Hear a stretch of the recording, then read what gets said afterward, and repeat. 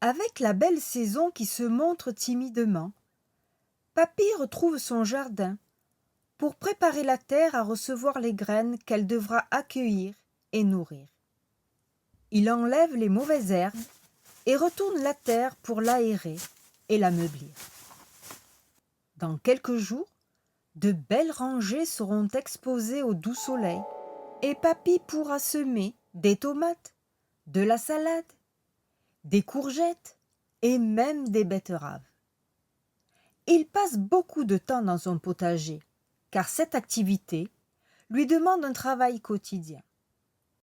Il doit surveiller ses plantations contre les insectes envahisseurs ou les maladies qui risquent de détruire tous ses efforts. Dès le printemps, tous ses légumes poussent et grandissent lentement. Ils sont maintenant bien implantés et tous ont pris l'habitude de converser lorsque personne ne les voit. Madame Betterave demande à ses voisines : « Vous avez suffisamment de place, vous ? J'ai l'impression que l'on doit se serrer davantage jour après jour. » Roma, la tomate, répond : « Oui, c'est vrai, tout le monde grandit et l'espace se rétrécit. Mais pour moi, ce n'est pas très difficile d'en trouver. Il me suffit d'allonger mes tiges et je m'épanouis en hauteur, autour des piquets. » Une des courgettes, nommée Blanche, dit : « Pour moi aussi, l'espace s'est rétréci.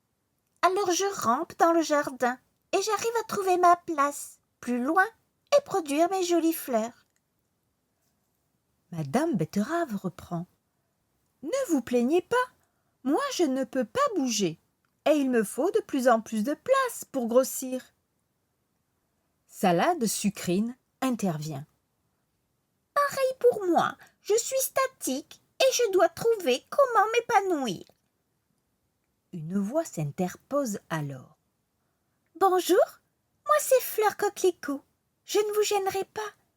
Je reste en bordure, et puis de toute façon, je suis éphémère. » Roma répète : « Et fait quoi ?» Coquelicot reprend : « Éphémère, ça veut dire que je ne reste en fleurs que quelques jours. Plus tard, à l'automne, je libérerai les graines qui se trouvent au bout de ma tige, dans la capsule, pour qu'elles se cachent sous la terre tout l'hiver. Je peux en contenir jusqu'à 5000, et ce sont ces fruits qui donneront les nouvelles fleurs au printemps prochain. » Salade Sucrine ajoute : « C'est ingénieux. Nous avons besoin de papy pour nous reproduire. S'il ne nous sème pas, nous ne naissons pas. » Un nouvel individu, positionné à distance, se manifeste et dit : « Que de jacasseries ! Moi je suis Chardon des champs, je n'ai besoin de personne. Avec mes piquants, je sais me défendre et je pousse sans problème. Je suis très astucieux. » Les jeunes légumes sont impressionnés par ce nouvel arrivant prétentieux et n'osent répondre. Au fil du temps, chacun pousse en trouvant sa place et s'évertue à donner de beaux produits. Un jour cependant, quelque chose vient chatouiller la racine et en se consultant, ils se rendent compte que tous sont concernés.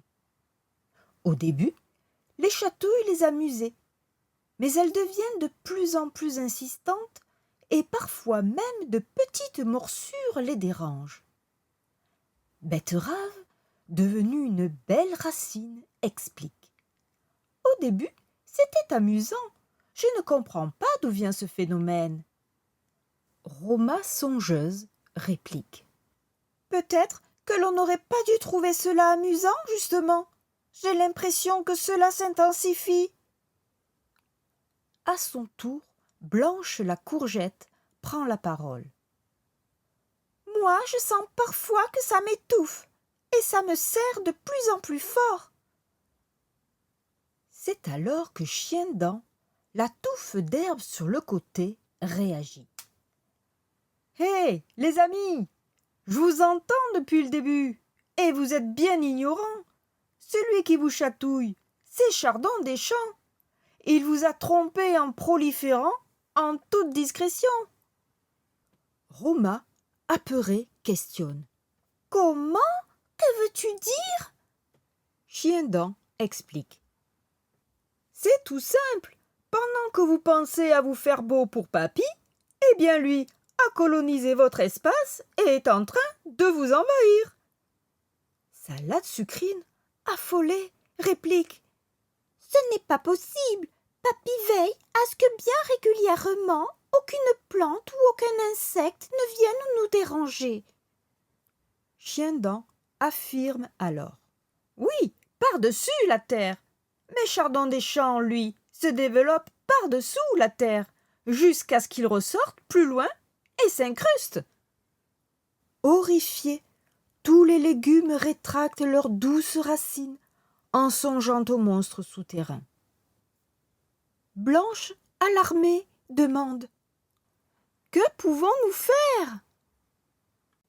Chiendent reprend. « J'ai un plan !»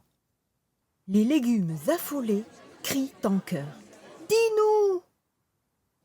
Il explique. « Chut, ne parlons pas trop fort, sinon il risque de nous entendre. Voilà le plan. Moi aussi, je fais partie des rhizomes. » Sucrine demande. « Des rhizes énormes ?» Éclatant de rire, Chiendent répète. « Mais non ! Un rhizome, c'est une tige souterraine qui appartient à certaines espèces de plantes comme Chardon des Champs ou moi.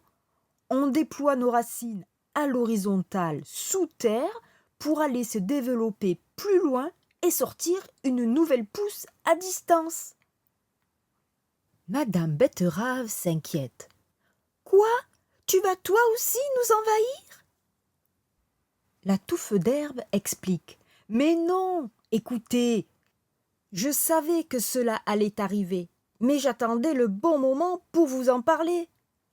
Voilà ce que l'on va faire. » Tous, avides d'explications, écoutent cérémonieusement Chiendent.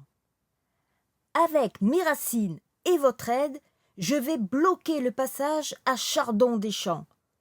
Ainsi, il sera obligé de s'orienter ailleurs, vous laissant la place. » Roma, soulagée, affirme. « Oh oui, cela serait parfait. » Chiendent reprend. « Mais c'est un partenariat. Vous, en contrepartie, vous me laissez m'installer à vos côtés, sans que j'empiète sur votre espace, bien sûr. Ainsi, je borde vos allées pour éviter que d'autres intrus vous envahissent, et moi, je profite de l'eau que papy vous apporte. Ainsi, vous êtes protégés, et je peux devenir une belle herbe verte et bien dodue. » Roma demande à ses amis légumes. « C'est un bon partenariat, je trouve. Qu'en pensez-vous ?» À l'unanimité, tous approuvent. Ainsi, Chiendent se met au travail avec l'aide de ses amis, qui sélectionnent avec efficacité leurs chatouilles.